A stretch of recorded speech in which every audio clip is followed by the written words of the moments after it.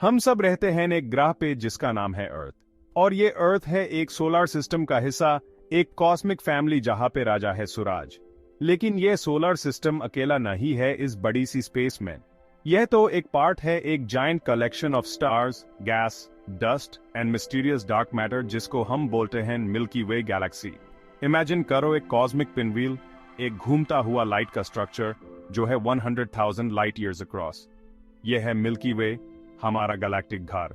और हमारा सूरज एक सिंपल सा स्टार, वो रहता है इसी ग्रैंड स्पाइरल में almost 26,000 light years away from the galactic centre. हम तो बस एक छोटा सा हिस्सा है इस बड़े से कॉस्मिक स्टोरी का। अर्थ से हम मिल्की वे का पूरा स्पाइरल स्ट्रक्चर नहीं देख सकते, हम तो उसके डिस्क के अंदर हैं। इसलिए हम बस एक हेजी बैंड ऑफ लाइट देख पाते हैं जो रात के आसमान में फैली हुई है। यह बैंड एक अमेजिंग साइट होता है डार्क जगह से, एक चमकती हुई रिवर ऑफ स्टार्स जो पूरे कॉस्मोस में फैली हुई है। मिल्की वे एक बैरेड स्पाइरल गैलेक्सी है। इसके सेंटर में एक बार शेप्ड स्ट्रक्चर है जहां से स्पाइरल आर्म्स निकालते हैं। ये आर्म्स, ये vast streams of stars and Interstellar matter, ये कोई पक्का स्ट्रक्चर नहीं है। एस्ट्रोनॉमर्स ने इन फेमस आर्म्स को नाम दिए हैं पर्सियस, सगिटारियस, सेंटाउरस एंड करीना। हमारा सोलर सिस्टम रहता है एक छोटे से आर्म में जिसका नाम है ओरियन आर्म। मिल्की वे के सेंटर में एक सुपरमैसिव ब्लैक होल है जिसको हम सगिटारियस एस्टेरिस्क बोलते हैं। इसका मास हमारा सूरज से 4 मिलियन टाइम्स ज्यादा है। मिल्की वे की स्ट्रक्चर को हम दो मेन रीजन्स में डिवाइड कर सकते हैं, the disc and the halo. Disc वो फ्लैट रोटेटिंग प्लेन है जहां पे गैलेक्सी के ज्यादातर स्टार्स, गैस और डस्ट रहते हैं। डिस्क की अराउंड होता है हेलो, एक स्फेरिकल रीजन जहां पे पुराने स्टार्स और ग्लोबुलर क्लस्टर्स होते हैं। मिल्की वे में बहुत सारे स्टार्स हैं, ऑलमोस्ट 100 and 400 बिलियन। ये स्टार्स अलग अलग साइजेस, कलर्स और टेम्परेचर्स के होते हैं। कुछ स्टार्स बड़े और हॉट होते हैं और जल्दी ही खत्म हो जाते हैं। दूसरे छोटे और कूलर होते हैं जैसे हमारा सूरज, ये बिलियंस ऑफ ईयर्स तक चमकते रहते हैं। इन स्टार्स के बीच में होते हैं vast clouds of gas and dust जिनको हम बोलते हैं नेबुले। नेबुले वो जगह है जहां पे स्टार्स पैदा होते हैं।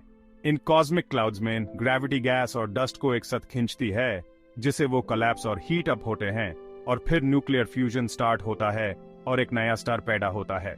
मिल्की वे में ग्लोबुलर क्लस्टर्स भी होते हैं। ये पुराने और tightly bound groups of thousands और इवन मिलियंस ऑफ स्टार्स हैं। ये क्लस्टर्स कॉस्मिक फॉसिल्स की तरह हैं। ये अर्ली यूनिवर्स की टाइम के हैं जब गैलेक्सीज बन रहे थे। ये गैलेक्टिक हेलो में रहते हैं और गैलेक्टिक सेंटर की अराउंड ऑर्बिट करते हैं। सेक्शन 4, मिल्की वे का जन्म और उसका एवोल्यूशन। मिल्की वे, जैसे कि सारे गैलेक्सीज, बिलियंस ऑफ ईयर्स पहले बेन थे एक primordial soup of gas and dark matter से। बहुत साल लग गए ग्रेविटी को ये मटेरियल को एक साथ पुल करने में, जिससे ये कोलैप्स और रोटेट होने लगा। जैसे जैसे मटेरियल एक साथ आता गया, स्टार्स बनने लगे और फिर वो आज का स्पाइरल स्ट्रक्चर बन गया। मिल्की वे का एवोल्यूशन आसान नहीं था। एक कॉस्मिक डांस की तरह ये अलग अलग गैलेक्सीज के साथ इंटरेक्ट करता रहा है, कोलाइड हुआ है और मिर्जे भी हुआ है छोटे गैलेक्सीज के साथ। और इन एनकाउंटर्स के निशान आज भी इसके स्ट्रक्चर और स्टेलर पॉपुलेशंस में दिखते हैं। मिल्की वे अकेला नहीं है यूनिवर्स में। ये एक ग्रुप ऑफ गैलेक्सीज का हिस्सा है जिसको हम बोलते हैं लोकल ग्रुप। ये ग्रुप 50 से भी ज्यादा गैलेक्सीज का है जो ग्रेविटी की वजह से एक दूसरे से जुड़े हुए हैं। हमारा सबसे करीबी बड़ा गैलेक्सी है एंड्रोमेडा गैलेक्सी, एक और स्पाइरल गैलेक्सी जो almost 2.5 million light years away है। सेक्शन 5, मिल्की वे को ऑब्जर्व करना स्टार्स की रंगोली। एक clear dark night P city light से दूर मिल्की वे को हम एक फेंट बैंड ऑफ लाइट की तरह देख सकते हैं जो पूरे आसमान में फैली हुई है। ये चमकती हुई रिवर जिसके ऊपर डार्क इंटरस्टेलर डस्ट है, एक अमेजिंग साइट है जो हमें याद दिलाता है कि हम कितने छोटे हैं इस बड़े से कॉस्मोस में। सदियों से एस्ट्रोनॉमर्स मिल्की वे को टेलीस्कोप से स्टडी कर रहे हैं और धीरे धीरे इसके सीक्रेट्स को जान रहे हैं। शुरू की ऑब्जर्वेशन से हमें इसका स्पाइरल स्ट्रक्चर और इसके स्टार्स के बारे में पता चला। आज के टेलीस्कोप्स, ग्राउंड पी और स्पेसमैन भी ह्यूमन मिल्की वे को और डिटेल में देखने में मदद करते हैं।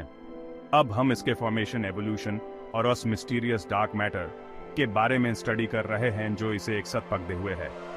जैसे जैसे हम मिल्की वे को एक्सप्लोर कर रहे हैं, हम एक ऐसे यूनिवर्स को देख रहे हैं जो हमारी सोच से भी ज्यादा कॉम्प्लेक्स और अमेजिंग है। हर नई डिस्कवरी हमें कॉस्मोस में अपनी जगह और हमारे आसपास मौजूद स्टार्स की सिम्फनी को समझने में मदद करती है।